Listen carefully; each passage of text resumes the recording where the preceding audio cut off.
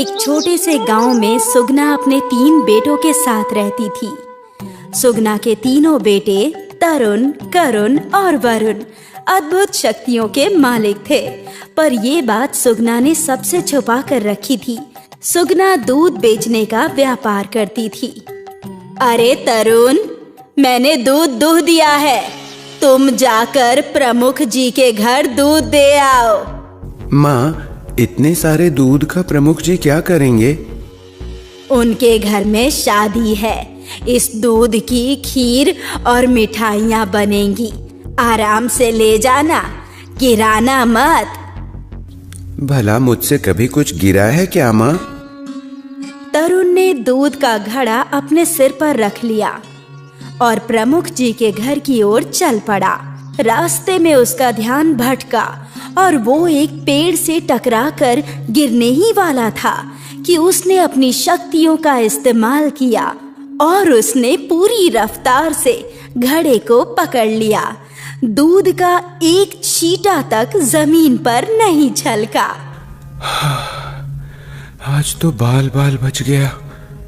तरुण यहाँ वहाँ देख रहा था कि कहीं किसी ने उसे देखा तो नहीं, पर आसपास बस एक कुत्ता था और कोई नहीं। अच्छा हुआ किसी ने देखा नहीं। इसके बाद तरुण ने वो दूध का घड़ा प्रमुख जी के घर पर दे दिया और अपने पैसे लेकर लौट आया। तरुण की तरह बाकी 2 भाई भी चमत्कारी थे। वरुण अपने साथ किसी को भी हवा में उड़ा सकता था और करुण हर चीज को सुंदर कर सकता था। अरे भाई, ये फूल तो नदी के पास रहकर भी मुरझा गए। कोई बात नहीं, मैं अभी इसे ठीक कर देता हूँ। करुण ने उस फूल की ओर इशारा किया और कहा, सुंदर हो जा। करुण के इतना बोलते ही वो फूल वापस खिल गया और उसे देखकर तरुण खुश हो गया। भैया, उन बादलों के पार क्या होगा? पता नहीं, चल देख कर आते हैं। करुण ने तरुण और वरुण का हाथ पकड़ा। ले चल हमें उन पहाड़ों के पार। तीनों भाई हवा में उड़ते हुए पहाड़ों की ओर चल पड़े। पहाड़ों का दृश्य अद्भुत था। रंग बिरंगे फूल, शांति और खूबसूरत वादियां। तीनों पहाड़ों का आनंद ले ही रहे थे कि एक ऋषि मुनि ने उन्हें आवाज लगाई। तरुण, वरुण, करुण। तीनों उनके पास आ गए। महाराज, आपको हमारे नाम कैसे पता? मैं सब कुछ जानता हूँ और ये भी जानता हूँ कि तुम तीनों में अद्भुत शक्तियां हैं। तरुण, तुम्हारी शक्ति रफ्तार है। वरुण, तुम्हारी शक्ति उड़ना है। और करुण, तुम्हारी शक्ति सुंदरता है। जी महाराज। तुम तीनों को ये शक्तियां एक अच्छे कार्य के लिए मिली हैं और समय आ गया है कि तुम उस कार्य को पूरा करो। कैसा कार्य महाराज? यहाँ से हजारों मील दूर एक मरुभूमि है, रण की मरुभूमि। वहां के लोग बहुत ही दुख दर्द में जीवन काट रहे हैं। तुम तीनों ही उनकी मदद कर सकते हो और यही तुम्हारे जीवन का उद्देश्य है। उस मरुभूमि को हरियाली में बदल दो, लोगों को जीवन दान दो। जी महाराज, हम ये अवश्य करेंगे।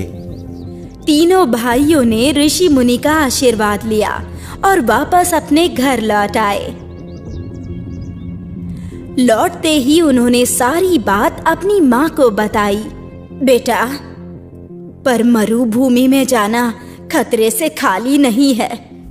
हम जानते हैं माँ, पर शायद हमें ये शक्तियाँ इसीलिए मिली हैं। ठीक है, हम इस गांव में सालों से रह रहे हैं। जाने से पहले हमें इस गांव को भी कुछ देकर जाना चाहिए। मैं समझ गया माँ। रात के अंधेरे में करुण घर से बाहर निकला और उसने गांव की ओर देखा। सुंदर हो जा। करुण के ऐसा कहते ही पूरा गांव सुंदर हो गया। पेड़ों पर फूल फल लग गए, छोटे छोटे घर बड़े और खूबसूरत हो गए। पल भर में गांव की काया ही पलट हो गई। माँ, अब हम यहाँ से जा सकते हैं क्या? हाँ बिल्कुल। तीनों बेटों ने सुगना का हाथ पकड़ा। ले चल हमें रन की मरुभूमि में। रात के अंधेरे में सुगना का परिवार रन की मरुभूमि में पहुंच गया। अंधेरे में ये कितना खूबसूरत लगता है ना माँ? जितना ये रात में खूबसूरत है उतना ही दिन में घातक है बेटा। वो लोग यहाँ वहाँ देख ही रहे थे कि कुछ लोगों ने उन पर हमला किया और उन पर जाल फेंका। वो आदिवासी लोग उन्हें पकड़कर अपने नायक के सामने ले गए।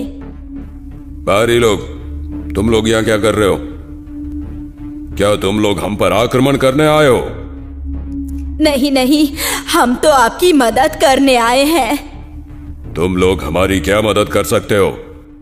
सुगना ने तरुण की ओर देखा और तरुण ने अपनी रफ्तार इस्तेमाल की और तुरंत ही वो लोग जाल से बाहर निकल गए। कबीले का नायक और वहां खड़े आदिवासी लोग हैरान थे। ये तुमने कैसे किया? अपने जादू से। मेरे तीनों बेटे अद्भुत शक्तियों के मालिक हैं और हम यहाँ तुम सबकी मदद करने आए हैं। वो कैसे? अभी बताते हैं, चलो हमारे साथ। वरुण ने अपनी माँ और भाइयों के साथ साथ नायक और कुछ आदिवासियों का भी हाथ पकड़ा और वो लोग एक ऐसे इलाके में आ गए जहाँ पेड़ तो थे पर सारे सूखे हुए। तुम मुझे यहाँ क्यों ले आए? सुगना ने करुण की ओर इशारा किया। सब सुंदर हो जा। करुण के ऐसा बोलते ही सारे पेड़ पौधे जीवित हो गए। उन पर हरे पत्ते लग गए और रंग बिरंगे फूल खिल गए और देखते ही देखते फल भी लग गए। ये देखकर नायक और आदिवासियों की आंखों से आंसू बहने लगे। उन्होंने सालों से हरे पेड़ पौधे नहीं देखे थे। शुक्रिया, तुम लोगों का बहुत बहुत शुक्रिया। बोलो बोलो, तुम्हें क्या चाहिए? मैं तुम्हें कुछ भी दे सकता हूं। हमें कुछ नहीं चाहिए, हम बस यहाँ आप लोगों की मदद करने आए हैं। धन्यवाद सिपाही, आज से ये हमारे मेहमान हैं और इनकी अच्छी तरह देखभाल करना। कुछ दिन सुगना और उसके बेटे नायक के घर में ही रहे मेहमान की तरह। और फिर एक दिन बरसात शुरू हो गई। मरुभूमि के सारे लोग बरसात में नाचने लगे। वाह, ये तो बहुत अच्छी बरसात है। हाँ, पर कुछ दिनों बाद ही हमारा सारा पानी खत्म हो जाएगा और हम एक बार फिर से पानी के लिए मोहताज हो जाएंगे। इस बार ऐसा कुछ नहीं होगा। वो कैसे? आप अपने आदमियों से कहकर जगह जगह जलाशय खुदवा दीजिए। जलाशय तो बन जाएंगे, पर वो भरेंगे कैसे? वो आप हम पर छोड़ दीजिए। जी। आदिवासियों ने जलाशय खोद दिए और अब जब तेज बारिश हुई तो सुगना ने अपने बेटों से बोला, वरुण, तुम तरुण को हवा में उड़ाकर हर जलाशय पर ले जाना और तरुण, तुम अपनी रफ्तार से बारिश के पानी को एकत्रित करके सारे जलाशय भर देना। जी माँ, हम अभी जाते हैं। वरुण तरुण को पहले जलाशय पर ले गया और फिर वरुण ने उड़ते हुए ही बारिश का सारा पानी एकत्रित किया और उस जलाशय को पूरी तरह से भर दिया। इसके बाद उन्होंने मिलकर कई और जलाशय भी पानी से भर दिए। ये मंजर मरुभूमि के लोगों के लिए अविश्वसनीय था। पहली बार उन्होंने इतना पानी देखा था। कबीले का राजा सुगना के चरणों में गिर गया। हे माँ, आपके अद्भुत बेटों ने तो चमत्कार ही कर दिया। इस मरुभूमि को जीवन दान दे दिया। हम आपके आभारी हैं। एक और उपकार कर दीजिए। कैसा उपकार? आज से आप हमारे साथ यहीं रहिए। हम आपको सर आंखों पर बिठा कर रखेंगे। आप लोगों ने हमारे लिए इतना कुछ किया है, अब हमें भी मौका दीजिए कुछ करने का। ठीक है। उस दिन से सुगना और उसके बेटे उसी राज्य में रहने लगे। पर अब वो राज्य मरुभूमि नहीं बल्कि एक खुशहाल राज्य था। इसी तरह कई साल बीत गए और अचानक एक पड़ोसी राज्य ने इस राज्य पर हमला कर दिया। नायक ने एक बार फिर जादुई भाइयों की मदद मांगी और वो खुशी खुशी मदद करने के लिए तैयार हो गए। वरुण तीनों को उड़ाकर सरहद के पार ले आया। तरुण ने तेजी से हमला करना शुरू कर दिया, पर दुश्मन की सेना विशाल थी। मुझे नहीं लगता हम हमला करके जीत पाएंगे। अब मेरी बारी, मुझे उड़ाकर ले चल वरुण। वरुण ने करुण को हवा में उड़ाया और करुण ने दुश्मन की सेना की ओर देखा। सबका मन सुंदर कर दे। करुण के ऐसा बोलते ही सारे सिपाहियों ने हथियार फेंक दिए। युद्ध करना गलत है। आज से हम कभी युद्ध नहीं करेंगे। चलो वापस अपने राज्य चलते हैं। अब हम खुशी से रहेंगे। वो राज्य अपने सारे सैनिकों को लेकर वापस लौट गया और एक बार फिर तीनों भाइयों की जादुई करामात की वजह से रण की भूमि पर आने वाला संकट टल गया। नायक और वहां के लोगों ने तीनों भाइयों को कंधे पर उठा लिया। अब वो उनके भगवान थे। सही कहा था ऋषि मुनि ने, तीनों भाइयों का जन्म इस भूमि की रक्षा करने हेतु ही हुआ था। मक्खनपुर नामक राज्य में मिथिला नाम की एक औरत अपने 5 बेटों के साथ रहती थी। पांचों में अलग अलग गुण थे, क्योंकि ये बेटे भगवान की कृपा से उसके घर पर पैदा हुए थे। बड़ा बेटा था वो बिजली से खेल सकता था। छोटा बेटा था वो पानी को अपने वश में कर सकता था। वही मंझला बेटा काफी दर्द झेल सकता था और चौथा बेटा अपनी सांस रोक सकता था और 5वां बेटा हवा में उड़ सकता था। पर वो देखने में एक जैसे थे, क्योंकि वो जुड़वा पैदा हुए थे, जिस वजह से कोई भी उन्हें पहचान नहीं पाता था। और मिथिला ने भी ये बात सभी से छुपा कर रखी थी कि उसके 5 बेटे हैं, क्योंकि हमेशा एक बेटा ही सभी के सामने आता था और सभी उसे ही जानते थे, जिसका नाम लाखन था।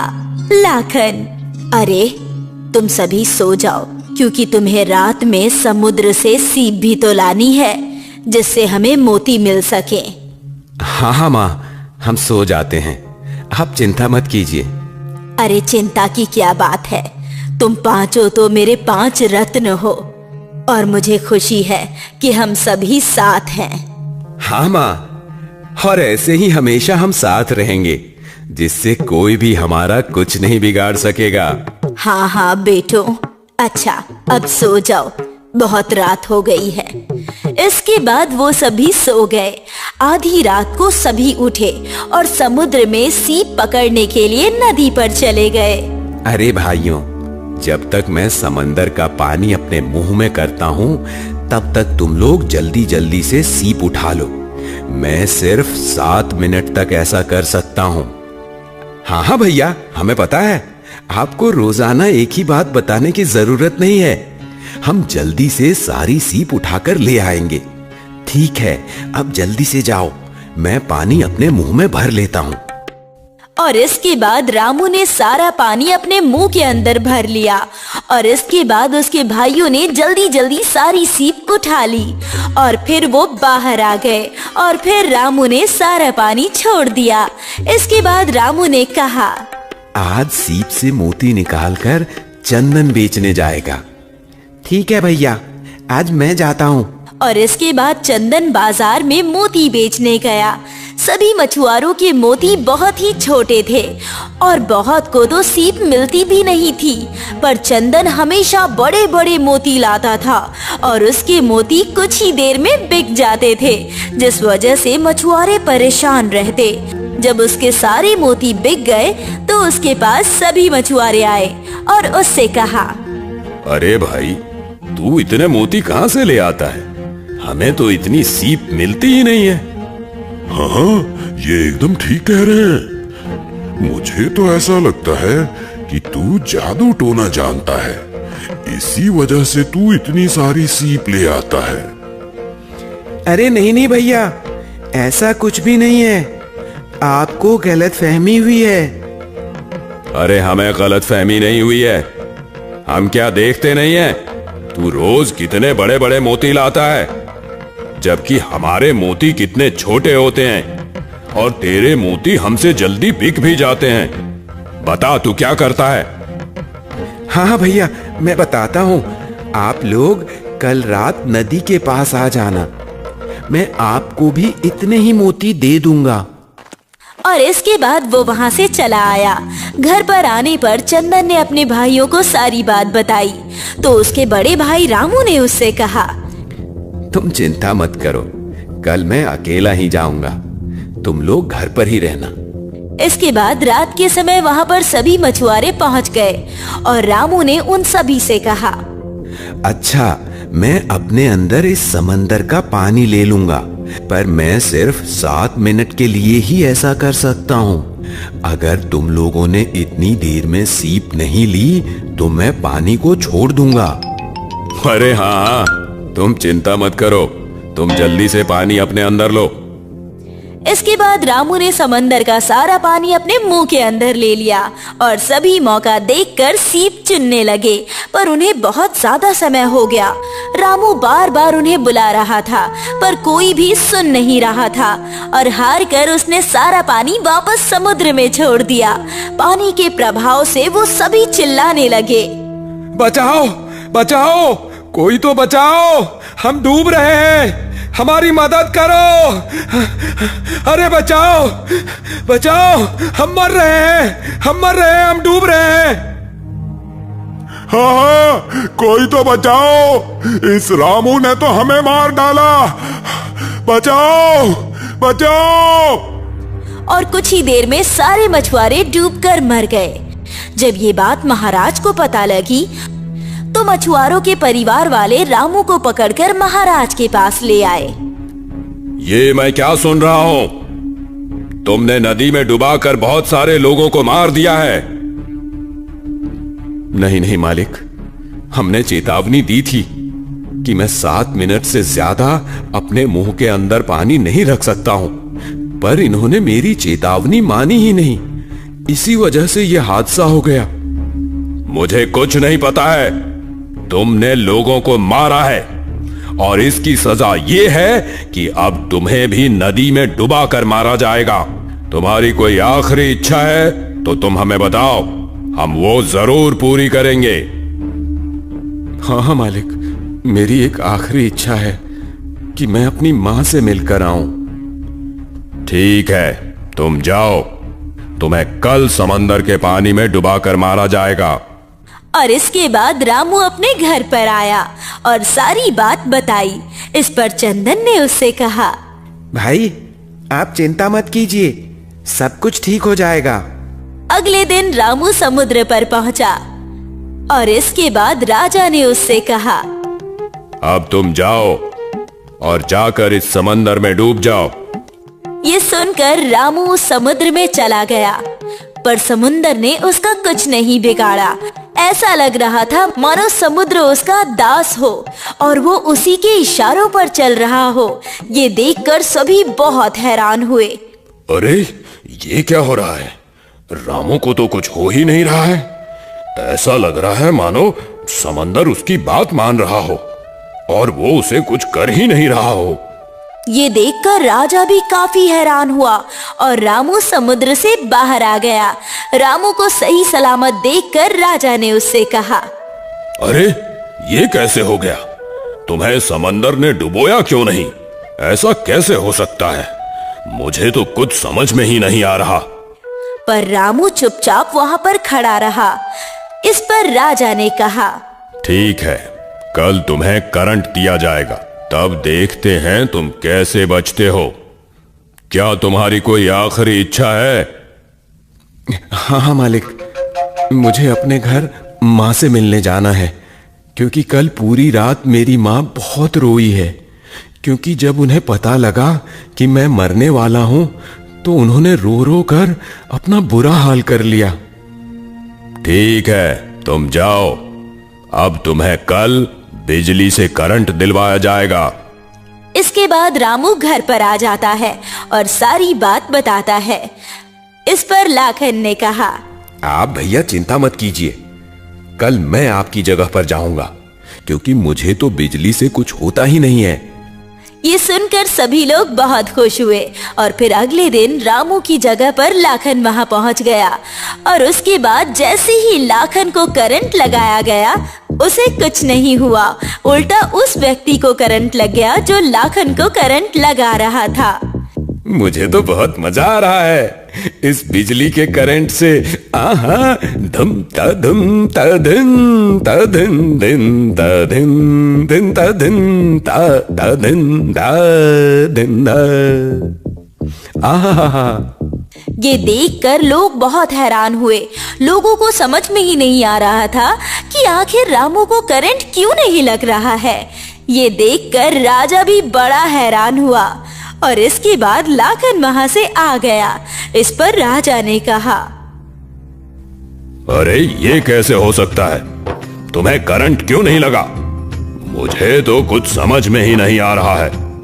आखिर ऐसा कैसे हो सकता है? पता नहीं महाराज, मुझे तो कुछ भी नहीं पता है। आपने खुद ही देख लिया कि बिजली ने मेरा कुछ नहीं बिगाड़ा। हाँ, ये तो मुझे भी पता है। ज्यादा चालाक मत बनो। अब तो मैं कल तुम्हें बताता हूं। कल तुम्हें मार मार कर अधमरा कर दिया जाएगा, यानी कि तुम्हारी गर्दन काट दी जाएगी। तब देखते हैं तुम कैसे बच जाते हो। क्या तुम्हारी कोई आखिरी इच्छा है? हाँ महाराज, मैं फिर से अपनी माँ से मिलना चाहता हूँ, क्योंकि उनकी तबीयत बहुत ज्यादा खराब है। इस वजह से मैं आखिरी बार उन्हें देखना चाहता हूँ। ठीक है, तुम जाओ। कल तुम्हारे 2 टुकड़े किए जाएंगे। इसके बाद लाखन घर पर आ जाता है और सारी बात अपने घर वालों को बताता है।